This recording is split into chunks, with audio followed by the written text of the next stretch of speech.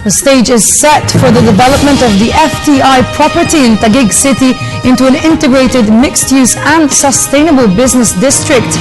Ayala Land Incorporated bought the 74-hectare property for 24.2 billion pesos. The purchase agreement was signed in Malacanang today. Elena Luna with the details.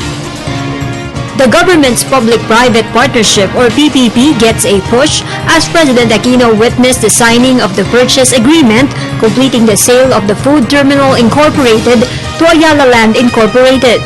The sale of the 74-hectare property is considered one of the largest in the history of government privatization. We conducted a public bidding for the property on August 14. Ayala Land's 24.3 billion peso offer was declared the highest bid, topping Robinson's Land at 14.7 billion and Empire East at 11 billion. This is one of the largest in the history of government privatization and can only be attributed to this administration's policy towards transparency and competitive bidding. We'd like to really characterize this as more of one of the largest PPPs of the country, because truly this is going to be a major partnership between government and the private sector. We know that one of the flagship projects that the President has stated in the State of the Nation address is to put up a series of integrated transport systems. And FTI Complex is going to be the host of one of these biggest transport systems.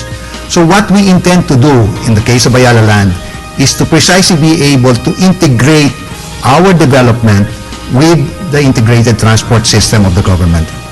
And so what you see with the slight visuals you have here would another business district that we are going to be putting up, just like what we have done in Taguig. The property is located along the South Luzon Expressway and is close to the Skyway and C5 Road.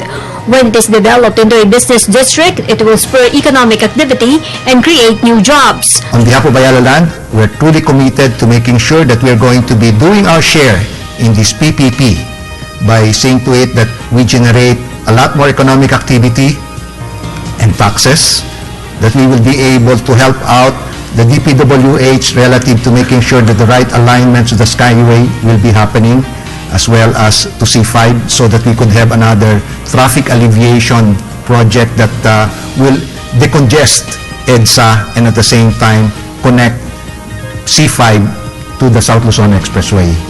During the ceremony, President Aquino witnessed the turnover of Ayala Land to the Department of Finance, a check worth 22 billion pesos as initial purchase payment.